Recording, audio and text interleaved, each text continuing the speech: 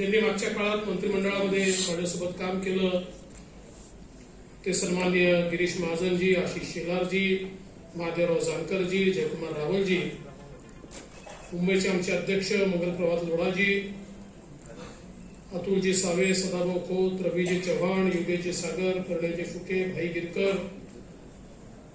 महापौर मुरली मोहोळ, चित्राताई, मंचावर उपस्थित सर्व आमचे सन्माननीय आमदार, पदाधिकारी आणि उपस्थित सर्व भगिनी आणि बंधूंनो, मी सर्वप्रथम प्रवीणजी दरेकर यांचं अतिशय मनापासून अभिनंदन करतो. भारतीय जनता पक्षाच्या परंपरेला साजेस 1 वर्षाच्या आपल्या कामाचा लेखाजोखा हा त्यांनी समाजासमोर मांडला आणि पद हे मिरवण्याकरता नसतं, ती जबाबदारी असते आणि या जबाबदारीमध्ये लोकांना आपण उत्तरदायी आहोत आणि हे उत्तरदायित्व हे लोकांपुढे आपल्या लेखाजोख्याच्या माध्यमातून मांडलं पाहिजे. ही जे उज्ज्वल परंपरा रामभाऊ म्हाळगेंनी या पक्षामध्ये सुरू केली, आज त्याच परंपरेचे पायीक होऊन गेल्या 1 वर्षाच्या कार्यकाळात त्यांनी केलेलं जे प्रचंड कार्य आहे ते कार्य आज त्यांनी आपल्या पुढे मांडलंय आणि खरोखरच इतकं 1 वर्षात त्यांनी प्रचंड कार्य केलं की त्यामुळे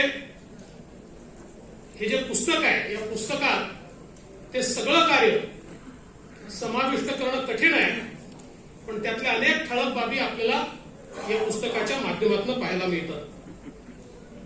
प्रवीणजी, तुमच्या भाषणामध्ये तुम्ही थोडं व्यथित देखील दिसलात. आपण परवा देखील मला बोललात. माननीय पवार साहेब जे बोलले त्या संदर्भात आपल्याला थोडं वाईट वाटलं, पण अशा गोष्टींची काळजी करायची नसते. वडिलकीच्या नात्याने सल्ला दिला असं समजायचं,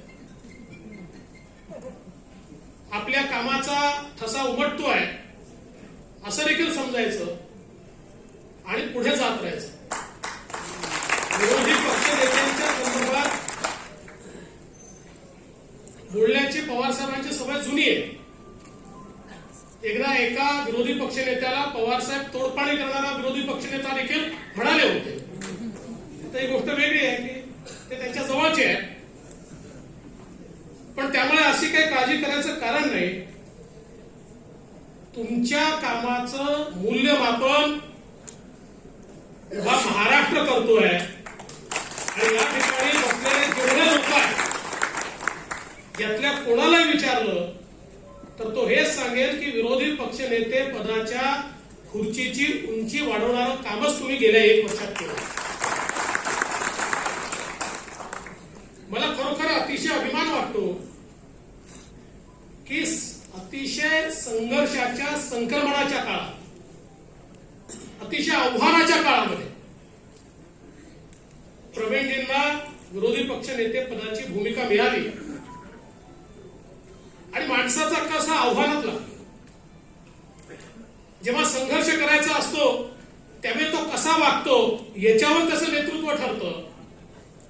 भाषण तर अनेक लोक करतात, अनेकांना चांगलं भाषण देखील करता येतं, पण मैदानामध्ये संघर्षाची वेळ आल्यानंतर आपल्या घरात बसणारे किंवा लपून बसणारे किंवा त्या ठिकाणी मैदानातनं पळ काढणारे अनेक नेते आपण बघितलेले आहेत, पण आव्हानाच्या वेळी थेट भिडणारं जे नेतृत्व आहे ते म्हणजे प्रवीण दरेकर. आज या कोरोनाच्या काळामध्ये प्रवीण असेल, आमचे अनेक नेते असतील, ज्या प्रकारे आपल्या जीवाची पर्वा न करता समाजामध्ये आम्ही सगळे उतरलो, आरोग्य व्यवस्थेचा बोजवारा होता. उभ्या महाराष्ट्रामध्ये कोरोनाचं संक्रमण प्रचंड होतं. देशामध्ये सर्वाधिक कोरोनाचे बाधित रुग्ण या महाराष्ट्रात होते. मोठ्या प्रमाणात लोक मृत्युमुखी पडत होते. म्हणजे महाराष्ट्राची लोकसंख्या देशाच्या 9%, पण देशातले 45% रुग्ण या महाराष्ट्रात होते. देशातल्या 40% मौती या महाराष्ट्रात होत होत्या. आणि अशा परिस्थितीमध्ये काही लोक वेगवेगळे पॅटर्न सांगून आपल्या पाठी थोपटून घेत होते, पण समाजात जात नव्हते, समाजाचं दुःख समजून घेत नव्हते. ज्यावेळी कोणाला अँब्युलन्स मिळत नव्हती आणि रस्त्यावर घरातला माणूस मरत होता, त्याचे अश्रू पुसायला देखील कोणी नव्हतं, किंवा मेलेल्या माणसाला त्या ठिकाणी जाण्याकरता देखील कोणाला जाता येत नव्हतं, अशा परिस्थितीमध्ये त्यांचे अश्रू पुसायला जे लोक उतरले ते या मंचावर बसलेले लोक आहेत. याचा मला अभिमान आहे. त्यात प्रवीण दरेकर हे प्रामुख्याने होते, याचा मला अभिमान आहे. लोकांना नेते कशाला हवे? भाषण द्यायला नको. लोकांना नेते याकरता हवे, ते जेव्हा दुःखात असतात त्यावेळी त्यांच्या दुःखामध्ये त्यांच्या सोबत उभं राहून त्यांच्या दुःखातनं त्यांना बाहेर काढण्याकरता, त्यांचं सांत्वन करण्याकरता, आणि नसेल तर समदुःखी बनवून त्यांना ते दुःख सहन करण्याची शक्ती मिळावी, याकरता खऱ्या अर्थानं नेतृत्व हवं असतं. आणि असं नेतृत्व या कोरोनाच्या काळामध्ये प्रवीण तुम्ही दिलं. इतक्या दवाखान्यांमध्ये गेलात, आयसीयू मध्ये गेलात, इतक्या मोठ्या प्रमाणात कोरोनाचा सगळा भ्रष्टाचार या महाराष्ट्रात माजला असताना तो भ्रष्टाचार देखील बाहेर आणला. आणि एवढंच नाही तर गरिबांना मदत मिळाली पाहिजे या दृष्टीनं इतक्या मोठ्या प्रमाणात लोकांपर्यंत अन्नधान्य पोहोचवण्याचं काम, किट्स पोहोचवण्याचं काम, औषधी पोहोचवण्याचं काम हे प्रवीणजी तुम्ही त्या ठिकाणी केलं. आणि म्हणून मी तुम्हाला सांगतो, असा अहवाल काढायलाही अधिकार लागतो. अलीकडच्या काळामध्ये लोक घर बसल्या देखील अहवाल काढतात, काम न करता देखील अहवाल काढतात. काही लोक पाठ थोपटून घेतात. परंतु या ठिकाणी मला या गोष्टीचा आनंद आहे की घर बसल्या काढलेला अहवाल नाही आहे. ज्यावेळी कोकणामध्ये प्रचंड चक्रीवादळ आलं, त्यावेळी ते चक्रीवादळ बंद व्हायच्या आधी तिथे पोहोचलेला विरोधी पक्षनेता हा प्रवीण दरेकर होता. कोकणाची दुःख कोणी समजून घेतली नाही. माझं कोकण म्हणून कोकण कोणाचं होत नाही. कोकणाने ज्यांना भरभरून दिलं, माझा सवाल आहे त्यांना की या चक्रीवादळाच्या काळात तुम्ही कोकणाला काय दिलं सांगा. एक फुटकी कवडी तुम्ही दिली नाही.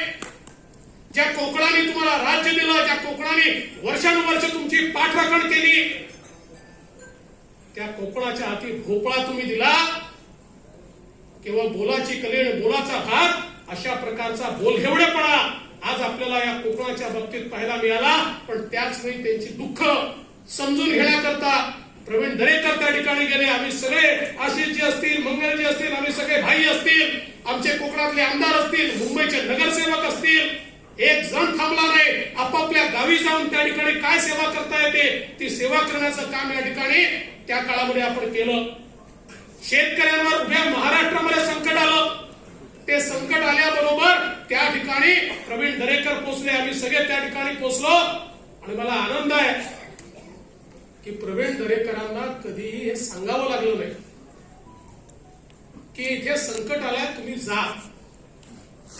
त्यांना ते सांगायच्या आधी त्या ठिकाणी पोहोचलेल्या प्रवीण दरेकरांचा मला फोन यायचा की मी या ठिकाणी पोहोचलोय, ते सगळे शेतकरी ते आक्रोशित आहेत, मला तुमच्याशी बोलणं करू. मगाशी देखील मी बोललो त्या चित्रफितीमध्ये, विरोधी पक्षनेत्याला दोन गोष्टी महत्वाच्या असतात. एक, विरोधी पक्षनेत्याने कधी सत्तेशी समझोता करायचा नसतो. विरोधी पक्षनेत्याने सत्तेशी संघर्ष करायचा असतो. आमचे लोकनेते गोपीनाथराव मुंडे नेहमी सांगायचे की विरोधी पक्षनेत्याने सत्तेशी संघर्ष करायचा असतो. समझोता करणं सोपं असतं, सत्तेपुढे नमणं सोपं असतं. पण छत्रपती शिवाजी महाराजांनी आपल्याला शिकवलं की त्या ठिकाणी दिल्लीच्या दरबारी गेल्यानंतर देखील मी राजासारखाच वागेन, मी सत्तेसमोर झुकणार नाही हे सांगणारे छत्रपती होते. आणि त्यांचेच आपण सेवक आहोत. आणि म्हणून सत्तेपुढे झुकणारा नाही, संघर्ष करणारा अशा प्रकारचा नेता लागतो. आणि त्यासोबत पायाला भिंगरी लावावी लागते. विरोधी पक्ष नेता हा जिथे घटना आहे तिथे पोहोचला पाहिजे, जिथे दुःख आहे तिथे पोहोचला पाहिजे, जिथे दैन्य आहे तिथे पोहोचला पाहिजे. आणि तुम्ही महाराष्ट्रातली कुठली घटना काढून बघा, गेल्या वर्षभरात घटना घडली आणि तिथे प्रवीण दरेकर गेले नाही असं आपल्याला पाहायलाच मिळत. काही ठिकाणी मी देखील पोहोचू शकलो नाही, पण प्रवीण दरेकर त्या ठिकाणी पोहोचले होते. मला असं वाटतं की हे अत्यंत महत्वाचं आहे. आज शेवटी या लोकशाहीमध्ये एक चांगला विरोधी पक्ष असणं हे देखील लोकशाहीला अत्यंत महत्वाचं आहे. आज आपण देशामध्ये बघतो, मागच्या काळात आम्ही सत्तेत महाराष्ट्रात आपण बघितलं की ज्यावेळी विरोधी पक्ष मजबूत नसतो, विरोधी पक्षाची विश्वासार्हता जेव्हा संपली असते, त्यावेळी अराजकाची स्थिती आपल्याला पाहायला मिळते. अराजकाची आज देशात हीच परिस्थिती आहे. आज देशामध्ये जे विरोधी पक्ष आहेत, आज जे भारतीय जनता पक्षाच्या विरोधात वेगवेगळ्या राज्यांमध्ये लढलेले विरोधी पक्ष आहेत, आज या सगळ्या विरोधी पक्षांची अवस्था अशी आहे, त्यांची विश्वासार्हता संपली. आणि विश्वासार्हता संपली की काय होतं, आज माननीय पंतप्रधान मोदीजींशी यांच्यातला कोणीच मुकाबला करू शकत नाही. एक पारदर्शी प्रामाणिकतेचं राज्य मोदीजींनी दिलं. आज विकासामध्ये मोदीजींचा मुकाबला होऊ शकत नाही. एक विकास करणारं राज्य मोदीजींनी दिलं. आज गरीब कल्याणाच्या योजना ज्या मोदीजींनी आणल्या, या देशामध्ये इतक्या गरीब कल्याणाच्या योजना यापूर्वी कधीच आल्या नाहीत. आणि मग अशी जेव्हा परिस्थिती असते की विरोधी पक्षाची विश्वासार्हता संपली आहे आणि मोदीजींसारखा पंतप्रधान हा त्या ठिकाणी देशामध्ये काम करतोय, अशा वेळी मग अराजकीय शक्तींना पुढे केलं जातं. आणि मग अराजकीय शक्तींच्या खांद्यावर बंदूक ठेवून आपलं राजकारण करणारे अनेक लोक त्या ठिकाणी आपल्याला पाहायला मिळतात. नव्हे तर जे प्रस्थापित पक्ष असतात, ज्यांची विश्वासार्हता संपलेली असते, बहती गंगा में हात धोना हे ज्याला म्हणतात, अशा प्रकारची आपल्याला अवस्था पाहायला मिळते. आपण हेच काल परवा दिल्लीमध्ये बघितलं.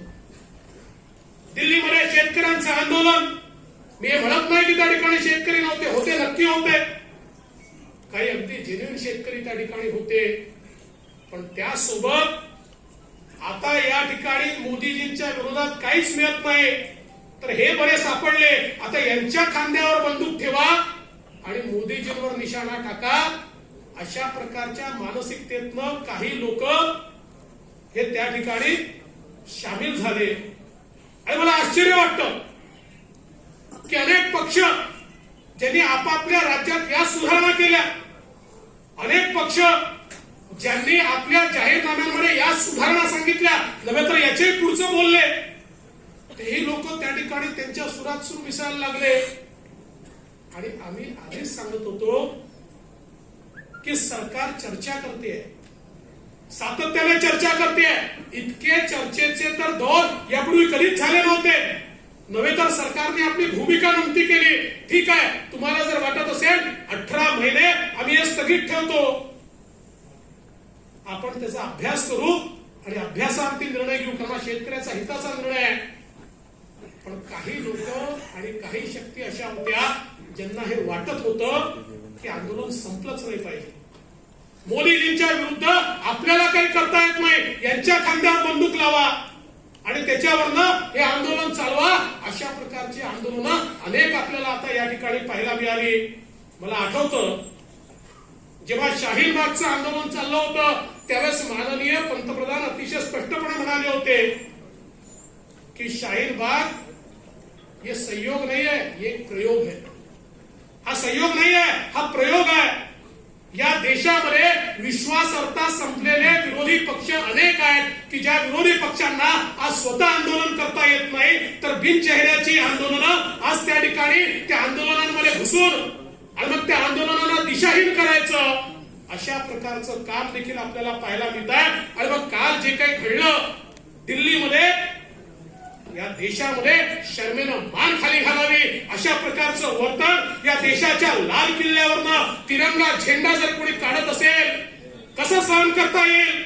आणि ज्या तिरंग्याकरता अनेकांनी जीव दिला, ज्या तिरंग्याकरता माझा जवान त्या ठिकाणी सियाचीनच्या -40 टेम्परेचर मध्ये त्या ठिकाणी लढत असतो, आपला जीव गमावतो, त्या चिनी लोकांची त्या ठिकाणी बिना हत्याराचा भांडतो आणि त्या ठिकाणी माझ्या तिरंग्याची शान ठेवतो, त्या तिरंग्याला त्या लाल किल्ल्यावरनं काढण्यात येत असेल आणि त्याचंही समर्थन जर या महाराष्ट्रात आणि देशात काही पक्ष करत असतील तर यापेक्षा नामुष्कीची गोष्ट काय आहे? अरे सत्ता येते जाते,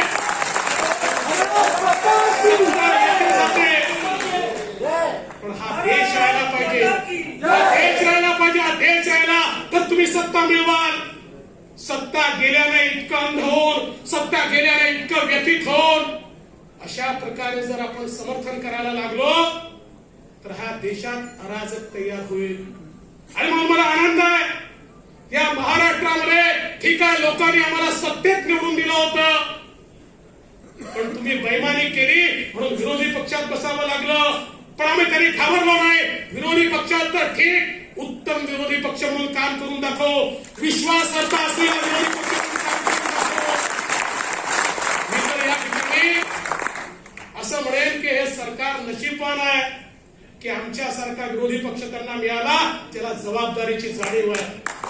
आज सरकारपेक्षा जास्त सक्रिय विरोधी पक्ष त्या ठिकाणी दिसतो, जनतेमध्ये जाणारा विरोधी पक्ष दिसतो आणि आम्ही कधीही या महाराष्ट्रामध्ये अराजक निर्माण करण्याचा प्रयत्न केला नाही. कोणी अराजक निर्माण करण्याचा प्रयत्न करत असेल तर सत्तेकरता त्याची साथ देखील दिली नाही. जे खरं आहे ते खरं म्हणून त्या ठिकाणी बोललो, जे चुकलं त्याच्यावर आम्ही निश्चितपणे टीका केली. आणि म्हणून मला असं वाटतं प्रवीणजी, विरोधी पक्ष नेते म्हणून आपल्याला एक जबाबदारी मिळाली आहे. सामान्य माणसाची दुःख, त्याचं दैन्य, त्याच्या आशा आकांक्षा अपेक्षा या पूर्ण करण्याकरता या सरकारला धारेवर धरण्याची एक आपल्याला जबाबदारी मिळाली आहे आणि ती जबाबदारी निश्चितपणे येत्या काळामध्ये आपण पूर्ण करणार आहोत.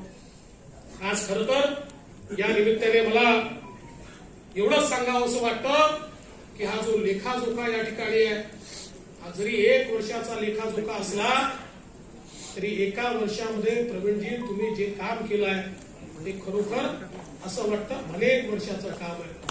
स्वामी विवेकानंद नेहमी म्हणायचे, तुम्ही किती वर्ष जगलात महत्वाचं नाही आहे, किती लांब तुमचं आयुष्य आहे महत्वाचं नाही आहे, तुम्ही कसं जगलात ते महत्वाचं आहे. आणि तुम्ही ते दाखवलं की एका वर्षातही एक विरोधी पक्षनेता आपली छाप त्या ठिकाणी टाकू शकतो, एक कोकणाचा सुपुत्र आपली छाप त्या ठिकाणी टाकू शकतो. खरं म्हणजे या ठिकाणी मला काल परवा माननीय उद्धवजींचं एक वाक्य ऐकायला मिळालं आणि ते म्हणाले आमच्यामध्ये विदर्भाचं रक्त आहे. मला इतका आनंद झाला काय सांगू.